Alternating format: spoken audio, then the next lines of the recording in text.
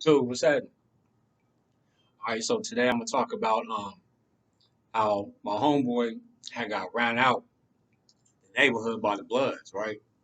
So this is like maybe '01, '02. I don't know. I was like 15, 16 years old. It was high school, right? So I had a homeboy who stayed around the corner from me. We was both living in the Blood neighborhood, right? And the homie was like Pete from Baby Boy. If you ever seen that movie Baby Boy, there was Jody and there was Pete. The homie was like Pete from Baby Boy, right? But the homie was fucking with the Crips, right? But we was both living in the Blood neighborhood.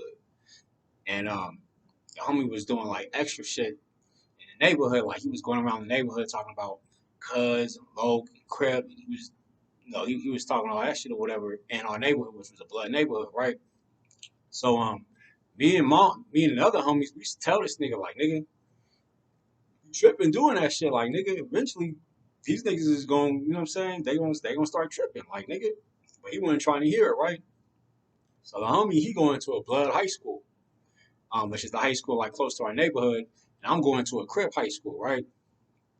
So I'm actually like going through some shit at my high school with the Crips. Like the Crips is fucking with me and shit. I'm catching like little phase. I'm getting jumped and shit or whatever, right?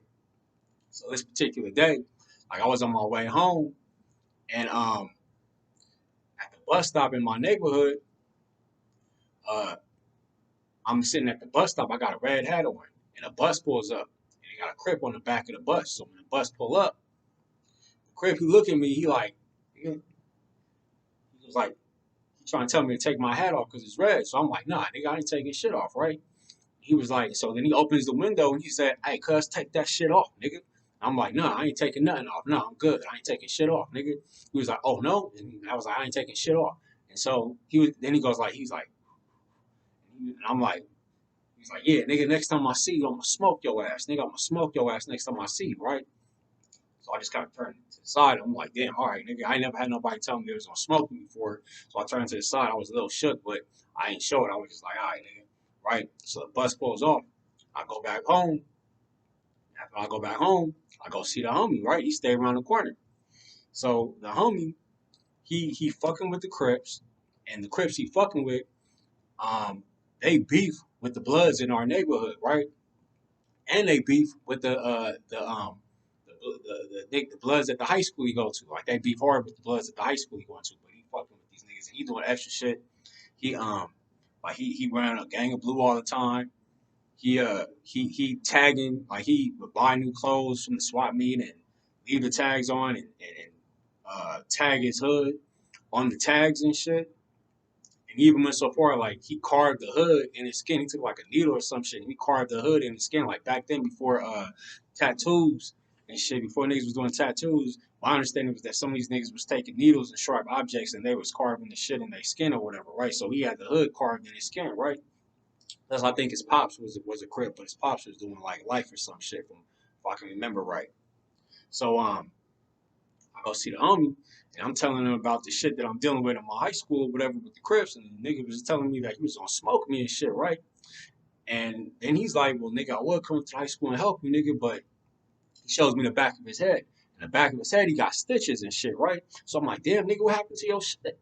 And he was like, he told me what happened. He was telling me that one of the Bloods at his high school had like punched him in the back of his head, but when he got punched in the back of his head, the blood that punched him had like a rock or some shit or a ring or something hard in his hand to where when he punched him in the back of his head, it split his shit open and it knocked him out. So when it knocked him out, he was laid out on the ground with his shit split open and bleeding, and he had to get stitches or whatever. So I was like, damn, nigga, you getting worse than me, nigga, right? Like, but he was banging, but I was like, damn, nigga, you getting worse than me or whatever, right? So afterwards, when we talking and shit, we go outside, we step outside, right? Outside his crib. And we used to just post outside his crib and the little schoolgirls would have to walk down the street or whatever. So when the schoolgirls walk down the street, we try to talk to the little schoolgirls and shit, right? So we talking, we like, hey, yeah, nigga, what's good with tonight? You feel me? And I'm telling her I got like a little girlfriend at the time, so I'm telling her, I'm about to go see my girl later on. And he got a little girlfriend too, so he telling me about to go see his girl. But his girl's parents ain't home, so he about to go see his girl. So he's telling me, well, shit. Why don't me and my girl come to him and his girl crib? We just kick it there or whatever, right? So the plan is me and him gonna go walk to see um to go get my girl, and then three of us is gonna walk back to go kick it at his girl crib. And we all live in the same neighborhood, so it's something like maybe 10, 15, 20 minute walk at the most, right? So nighttime come, right? And we walking to go get my girl, and on the way to us getting to get my girl, we went into a blood. We gotta go through. We passed by his gas station. There's a blood at this gas station or whatever, right? And so blood at the gas station. He like further out. He probably like 25, 30 feet away. He like, hey, blood, what's happening, nigga? Right? Talking to my homeboy and shit. So I look at my homeboy. I was like, who the fuck is that, my nigga? And he at the time we would hear stories about these niggas in our neighborhood, the type of shit they was into, the type of shit they was doing, right? So the story with this nigga was that he got arrested by the police and he got fucked up in the backseat of the police car and shit. So the homie was like, yeah, nigga, remember whoop de whoop I told you about who got arrested and got fucked up in the backseat of the police car by the police? I was like, yeah. He was like, that's him. I was like, oh, that's him? He was like, yeah, that's him. So this nigga, then the homie was like, yeah, what's up, nigga? So mind you, the Bloods, this nigga, they already know about this nigga. They already know about the homie. They know he fucking with the Crips. You know what I'm saying? They know he stay in the neighborhood. They know he just got fucked up. They know what's up with this nigga because the Bloods in the neighborhood be some of the same Bloods that he go to school with, right? So the homie's like, what's up, nigga? And so the nigga, the Blood nigga, he's like, now who that nigga with you? Who's that nigga with you? He talking about me, right? Because I guess maybe he think that I'm a Crip because I'm fucking with this nigga. I'm with this nigga, right? So the homie's like, nah, he don't bang, nigga. He don't bang, right? So he leave us alone, and we keep walking, and we go get my girl. So we get my girl, and we walk back to his girl crib. So right when we walk back to his girl crib, we posted outside his girl crib house or whatever. Me and my girl, him and his girl, right? So posted up there just out of nowhere. Three little niggas on bikes pull up, right? Three little niggas, like three bloods, three little niggas on bikes. They pull up, and then a car pulls up with two bloods, like older niggas. They pull up on the side, right? So little niggas on bikes, they threw the bikes down, like, yeah, blood. I heard you was from Whoop de Whoop Crit, nigga. I heard you from Whoop de Whoop Crit, nigga. I heard you got that shit carved in your skin, nigga. I heard you from Whoop de Whoop Crit, nigga. And so uh, niggas in the car, they some older niggas, and we know these niggas. You feel me? Because we in the neighborhood with these niggas, and one of the niggas who's driving, I'm actually kind of cool with. Like I see this nigga black, he shake my hand, we talk a little bit, and he probably give me like some life advice. He probably tell me some shit like, don't ever fuck on a bitch without a Jimmy, or don't ever smoke a blunt. Um, After another nigga already smoke your own blunts or whatever. You say some shit like that, we shake hands, and he keep it moving, whatever, right? So I was actually cool. But the other nigga that's in the passenger side, we know about these niggas. They active. You know what I'm saying? We know about their reputation. We heard about some of the shit they've been involved in. Like they active and they with all the bullshit. They older. You know what I'm saying? So I'm looking at them, really keeping my eye on them because I know them niggas is the real threat. Now little niggas, you know what I'm saying? They all talking, they up in the nigga face like, yeah, blood. Or the older niggas, they hyping the little niggas up. They like, yeah, get that nigga blood. He from Whoopty Whoop Creek. Get that nigga. So little niggas, yeah, blood. I'll catch your fade. Catch your fade with me right now. I'll catch your fade with you right now. Blood, what's happening? So I'm looking at the little niggas, but I'm not really tripping off the little niggas too much because they little niggas. You know what I'm saying? They not really the threat. And the homie, he just like, yeah, all right, whatever, nigga, whatever. So, but I'm keeping an eye on two niggas because the two niggas in the car, I don't know if they gonna start shooting. I don't know if they gonna get out and start squabbling, but I do know if they do get out and they do some shit, they gonna do some real damage. And the homie, like I said, he had just got stitches in the back of his head and shit or whatever, right? So I'm like, they get out the car and they gonna do some damage. So my eyes really on these niggas, but saying, and then at the same time, I got my girl, she right beside me, so I'm kind of like trying to hold her, like trying to kind of protect her and shit, right? But um, the homie, he kind of like he kind of like he realizes he stops and thinks for like maybe a couple seconds, and he realizes, damn, I just got caught slipping. So we all kind of shocked, like. How the fuck did these niggas even know where the fuck we was at? How they know how to come here? How they know all this shit? Like how they know how to find us and all that shit, right? Like they just pulled up out of nowhere, found us, and now they getting on the homie and shit. So homie realizes, damn, he just got caught slipping. So we kind of look at this nigga like, damn, nigga, what you gonna do? Like, nigga, because, you know what I'm saying? Shit pretty much caught up with him, nigga. you've been doing the most. You renting all this blue. You talking about Crip. You going around the hood talking about Crip, cuz, and you know these niggas is beefing with these niggas and all that shit. So we kind of look at the nigga like, what's up, nigga? So what you gonna do or whatever, right? So I'm looking at the homie and shit, and I'm like, damn, what's the homie gonna do? What's the homie gonna do, right? So the homie folds up a little bit, like he folds up, he runs and shit, right? He runs just like this little brick wall right by the crib. So he don't run far, but he run behind that brick wall. And the little niggas chase him and shit. So, but he wasn't over there like for long. He was only over there for like maybe some seconds or some shit, right?